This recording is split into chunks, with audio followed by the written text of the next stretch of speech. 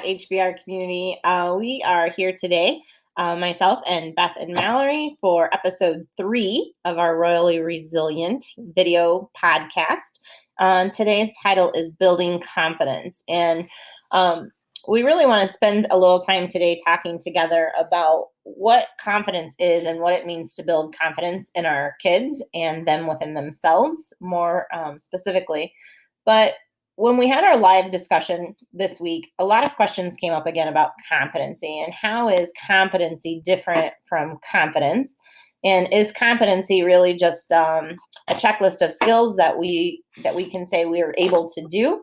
Or is competency a bigger schema of characteristics that allow us to continue to push through, to get to feeling competent?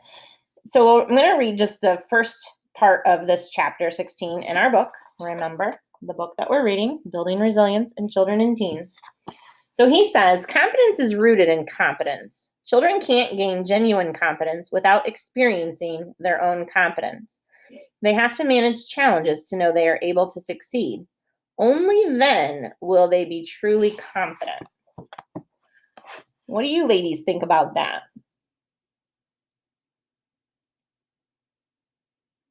Beth? Sorry, I'm trying to be a good turn taker and not just hog all of the speaking moments. But so before we came on, I was reviewing the questions that he poses in the book and kind of looking through some of the more detail. And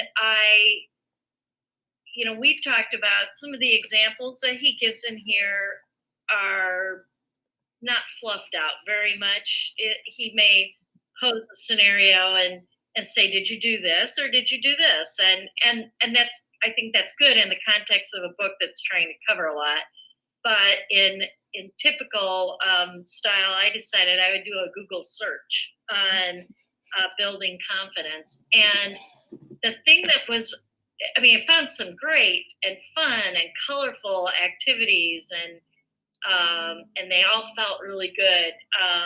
But the thing that I was struck by as I was looking at that, is it was all about how we as educators or parents are doing the building.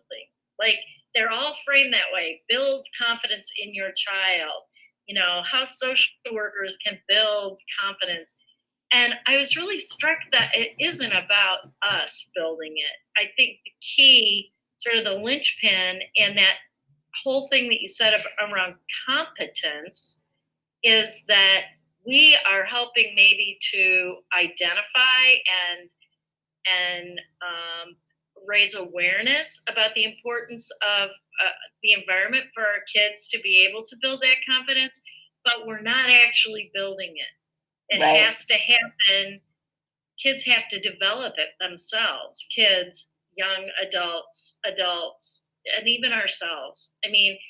I love you two ladies very much. And I love words of affirmation, but even though that feels good, that doesn't really build my sense of, I use the word agency or my ability or what I bring to a problem to solve.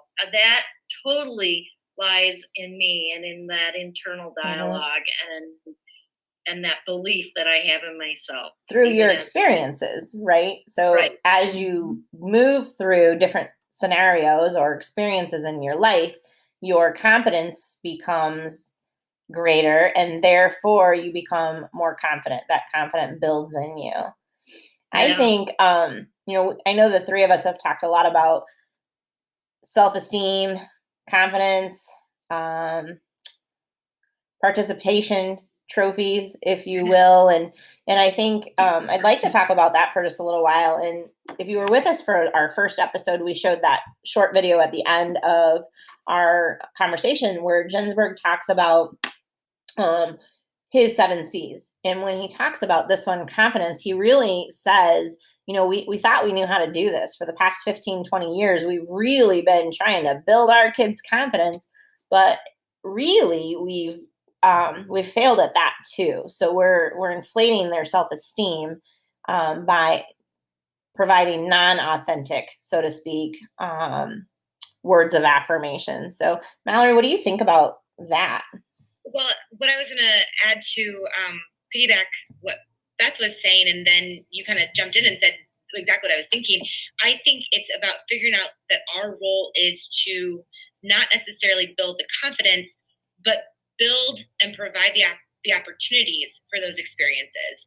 I think that's our role as parents and our role as educators is to kind of be the each side of the, I think of like a bowling pin lane, Yeah. and those bumpers, but kind of like, here, we're gonna build the lane for you, and give you the opportunities for experiences that then are going to build your competence in whatever it is that you're experiencing and doing, build those skills, and then eventually, with the end product, and he says don't focus on the end product, but ideally the end product means some confidence in that, right?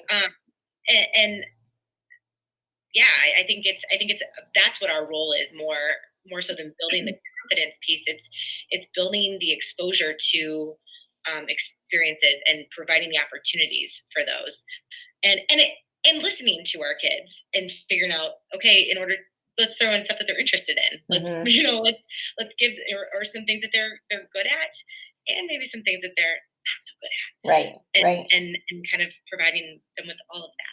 And still letting them be able to experience that, even if we know they're not going to be super successful, right? It kind of goes back to one of the things he talked about is, not everybody's going to be an NBA basketball star. If Right. you're 5 foot tall, chances are you're not going to be drafted by the NBA. But still letting kids go out for basketball in high school, letting them, make the team or not make the team. But oftentimes I think that, as we talked about last week, our mama hearts, our parent hearts go to, we don't want them to feel rejection, because that will decrease their self-esteem and decrease their confidence. But again, what we do know is that those experiences are where they develop competency. And through that competency is where they develop and build their own confidence. And that we, as their external guides, are running interference for them appropriately by putting up those bumpers, as you mentioned, but not by helping them avoid situations that might cause them angst, right? And it's not on us to tell them that they're all very unique snowflakes and very special butterflies, because he hit it hard in this book of, our kids are smarter than that. And they know if they're in a class of 25 kids, they can't all be very special butterflies and special in their own way, sure. But the kids know there is the fastest runner, there is the highest jumper. And to tell kids, oh, you all did a great job, you were all fantastic in your own way, they can see right through that. And then that they don't trust us to provide authentic praise, and they start to question, if that's real or not, and what that must really mean about who I am. So thinking about and talking about confidence, I think also, he mentions in his book, thinking about especially our kids as they start to move into those preteens and adolescent years, of having that sense of, well, who am I? And do I really matter? Like, who am I in the world? Because if I feel confident in my athleticism or my academic work or my creative side, and I fail at that once or twice, then is that really who I am? And am I really still somebody that matters? That's where confidence really starts to impact our kids through the development of resilience as well.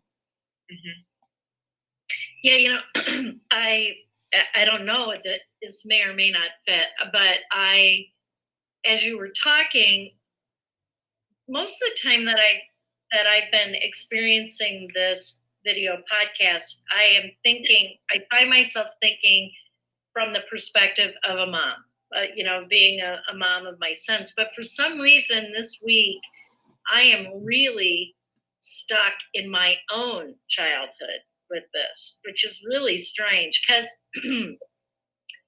I think I come across as a pretty confident person, but I know I've struggled with my whole life with a lot of just more internalized negative kind of self-talk. And I think some of that comes from kind of being a perfectionist and a firstborn, and we can go off on a whole nother thing on birth order. But also having grown up in the 60s and 70s where parents weren't doing a lot of research on the seven C's. I think my parents did the best that they could, but what I am reflecting on as you're talking is the number of times my mom tried to buffer my mom, which I found a picture of her. I'm doing a photo project, so Nice. that's her handing out the lunches that she would give us when we would drive home from the lake. Give the boys, not us. But anyway, she wanted so much to protect us from disappointment and failure that she did a lot of indirectly telling us don't try that because it likely won't work out for you. I mean, she didn't say it that way, but when I was in college, I tried out for the college choir, which was very select, and it was highly likely I was not going to make it. And I knew that, but the night after my tryout, when I called her, the words that I remember were "Don't get your hopes up," and it wasn't like, I mean, this face doesn't say mean things. It was really out of her worry that it would be more than I could bear. And I ended up making it. But there was a little bit of, there was this, it's sort of, I mean, I was thrilled when I ended up making it, but there was still this thing that has still stayed with me that maybe I shouldn't have tried it because, what if I hadn't what if I had failed? What if I hadn't gotten it to that point? Everything I had done as a high schooler, I did my safe zone. I excelled at it, but I didn't ever voyage into athletic pursuits, or I didn't push my even. I tended to be. I'm more of a musician, and I didn't push some of the areas that were more risky with that. And, I know that that has gone into how I parented, but also just how I define myself. My husband, completely opposite. He went to a small high school and he just got the message somewhere that if they need you, you do it, whether you think you have the skill or not. His parents were busy, they owned a business, and so they weren't spending a lot of, and he was the youngest. So, he's kind of off on his own, but he has an attitude. He's always had sort of that mindset that I can do anything I set my mind to. And if I fail, so what? I'll just try it again. Where for me, it's that fail, that potential of failing has had a huge, like, it just stopped me from doing a lot of things. So I think in listening to your story, what it brought me back to was when Ginsburg is talking about, we focus too much on the end product or the what will happen. So in your case, mom was saying, well, don't get your hopes up, dot dot dot, when you don't make it, or so that you're not hurt when you don't make it. And what he suggests is that we focus more on the process of it and the fact that you took a risk and tried and did something outside of your comfort zone, and that message is going to be the one that can become more important for our kids and our students, or whoever it is, ourselves, our peers, that it's the process, not the product. But I heard that message as a child too, but and I'm sure I've given it. But Yeah. you don't want them to feel that disappointment, or you want to provide a cushion for when they do Mhm. feel that disappointment. Right. Um, Set them up but to fall, right? Set them right, up, put the mats exactly. down. And letting you know in a kind of a backwards way that I'll be here, Yep. do, which is also a good message. But if the focus can be switched a little bit more on the process, the fact that, wow, I can't believe you did that. That's great. Right. And I Yeah. think what I was thinking about was from a parent perspective, I have two girls, right? Um, I think that I respond to them similarly with that type of language, right? Of the how are we going to move through and give you experiences.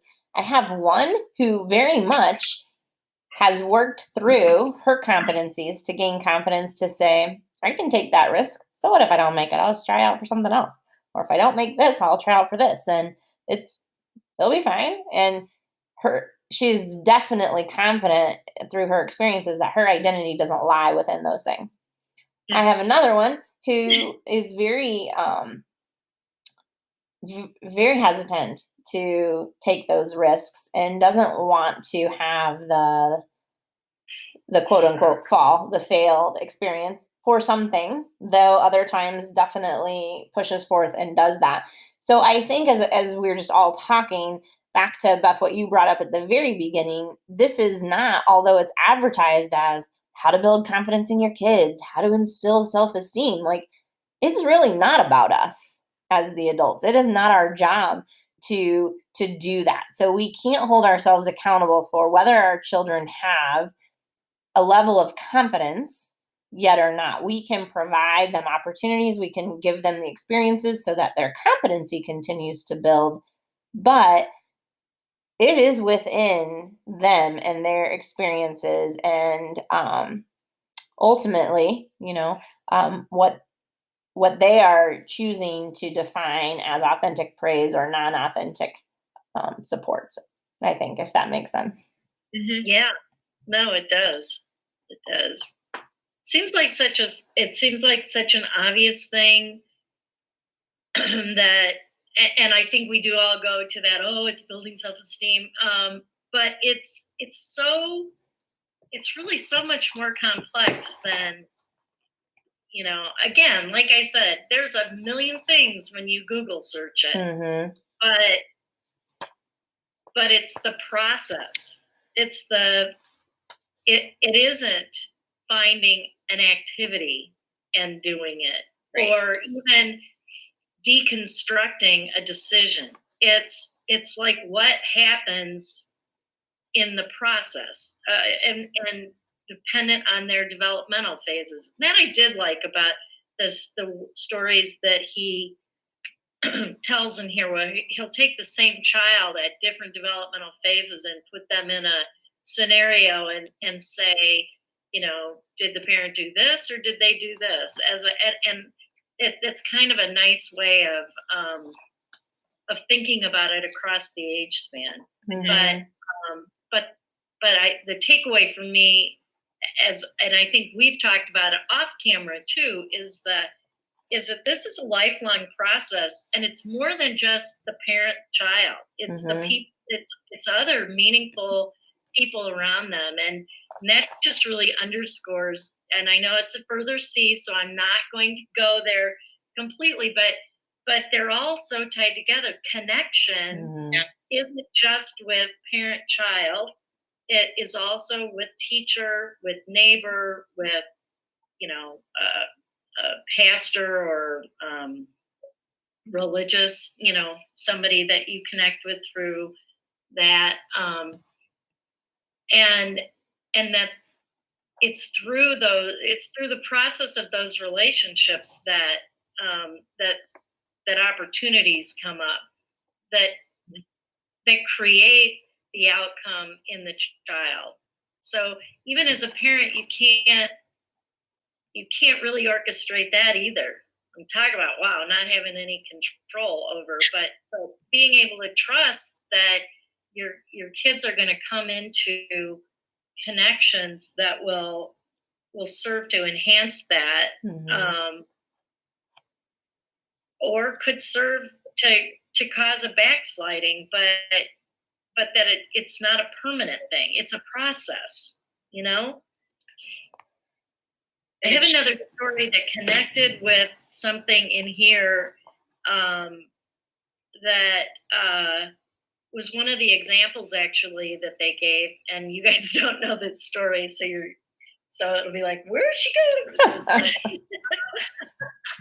One of the things, one of the scenarios they said was when your friends, if you're like a 10-year-old or a 12-year-old and your friends dump you, and in the story in here, it was a 12-year-old girl who her best friend said, "I don't want to be your friend because you don't like boys." And I all of a sudden I had this total flash. Probably found a picture of these two too, but there were two older girls that lived on my street, and they decided they didn't want to play with me one.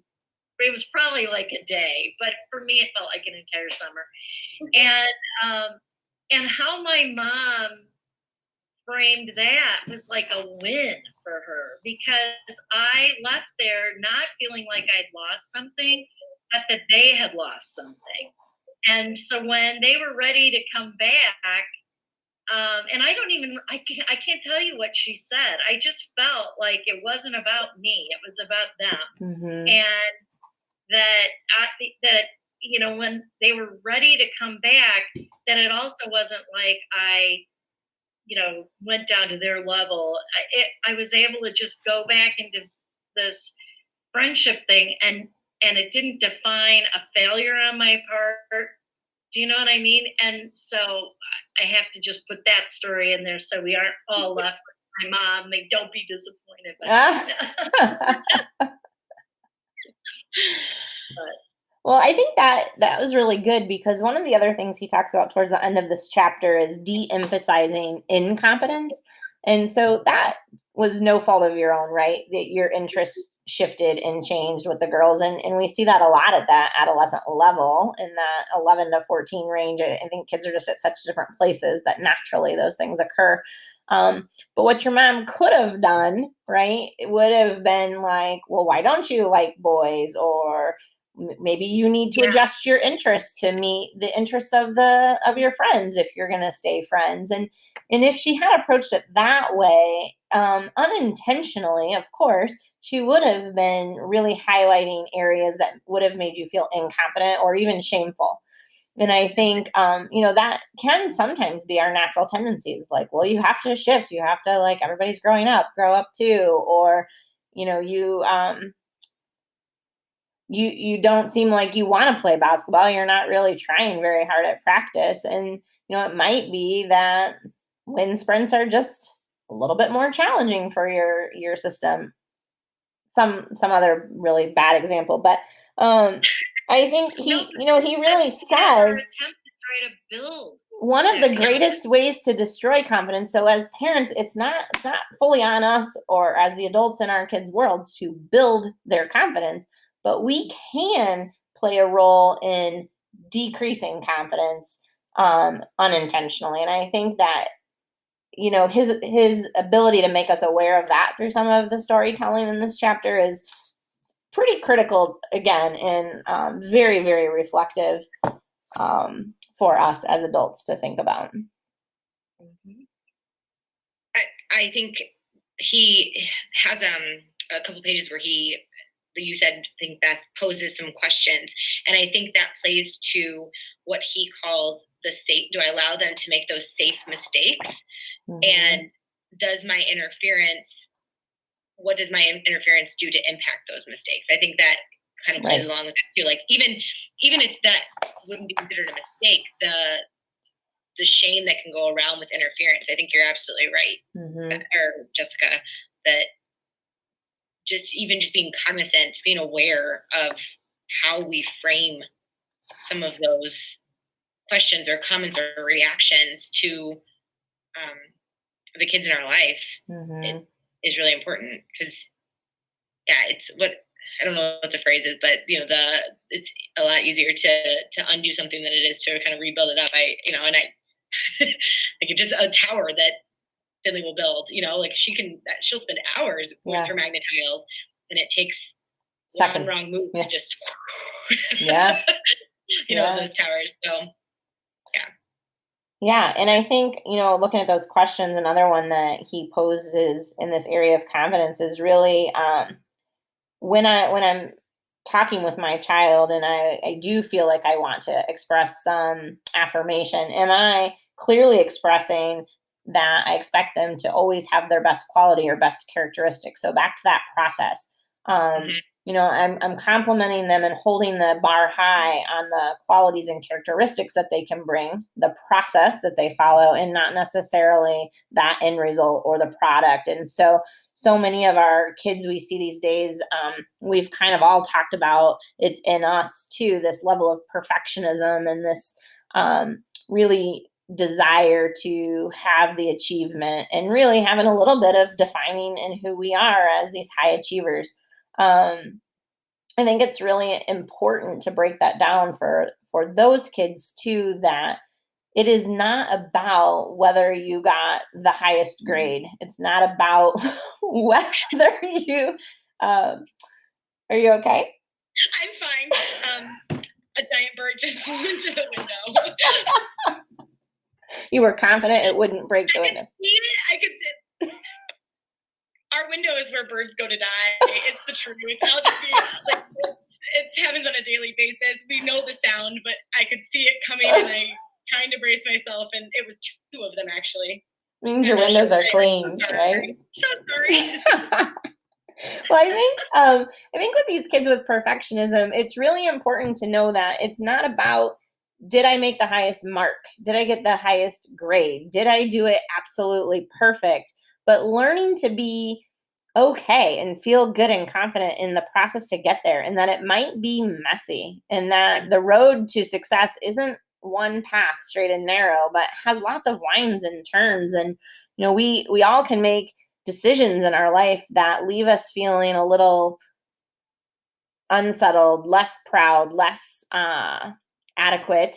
But at the end of the day, where do we end up? And I think that's really just an important lesson for our kids to learn. But again, it's not something that we can instill in them by just do your best, it doesn't matter. I mean, some of that has to evolve naturally through their develop of competency through experiences as well. And that if I do get a C or lower on this test, I'm still going to wake up tomorrow and I'm still going to be a student, and I'm still going to be loved, and I'm still really who I am, regardless of whether I got an A, a B, a C, or a D on a test.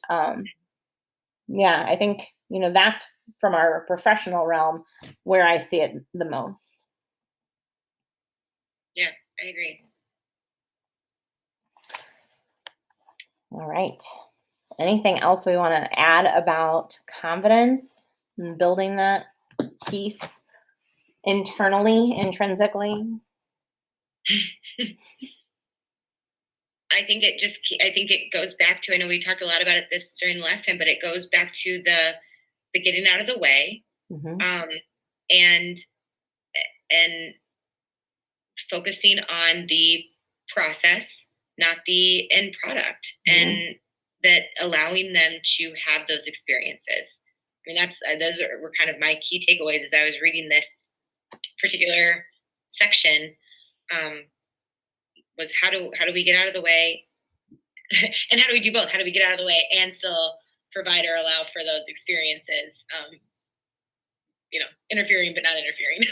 Yeah. Yeah, I think it's a little bit like building your toolbox rather than thinking what is a perfect set of statements or questions that I can ask that it's awareness, it's thinking about the opportunities, even things that you don't think of as opportunities, and giving yourself a minute to think about your response if you can. If not, we've talked about it before. If the kid is running towards the street and a car is coming, that isn't the time to pause and decide, how can I frame this in a way that would be, this is a lot of examples of go for a hot stove, don't weigh out the nice way to just say, no, don't do that. But then to be able to go back later and then reframe it and say, it's not you that I am disappointed in, or or where the anger is focused. That was fear, because your safety is it's really important to me that you're safe because I love you so much, and so um yeah, because I'm mindful of the fact that we can sit here and we can talk about this book, and the book is very kind of clinical, I guess, but what I hope is that this makes people think of stories, or think of their own experiences, and give them those tools to be able to put in their toolboxes, not because three professionals did it, but because three women who are human beings who've lived through this and are living through it decided to get on the web during COVID-19 closure and put it out there in front of, to invite those conversations, and invite those questions and stories. Yeah. I mean, thank you for sharing your stories today, Beth, because I think that's a big piece of it too, is hearing the stories. And absolutely. I mean, the stories draw on our emotion, right? Our downstairs brain. So it's coding in us and bringing out different thoughts. But we'll hold on to it more through the stories that we share together, the stories that it evokes in us. And so we definitely invite you as a community, if you're willing, to anonymously share your stories. We would love to have stories to talk about when we come together live. So join us then and bring that with. Or send it ahead of time to one of us via anonymous messaging or able. We can put a link out for that, but we'd love to hear your stories. And a final thought I had as you were talking about, Beth, with the there are times when we just have to say no, and it's usually around the safety. So think about that. I just want to leave us with that. When a child is playing with an outlet, when they're running towards a hot stove, when they're running into the street, we say, no, stop, don't do that, at such an elevated way that they are associating with, wow, when I hear that, no, stop, don't do that, I'm in danger. And then if we translate that to, no, don't stop, don't go out for that team. Stop, you're attacking that test the wrong way. Stop, you're doing that. That I have to wonder if their downstairs brain isn't holding on to some memory of, when I hear no, stop, that means danger. And so when we use those similar words for things that are not dangerous, we actually might be sending them the message that they are. So just something to think about. Hey, next week, let's go live in the afternoon. Let's get everybody up and through the school day, and maybe come on live at 3:00 on Tuesday. Yeah. All right. See you guys then. What do you think, Mary? She says, I'll be there. Have a great weekend, you guys.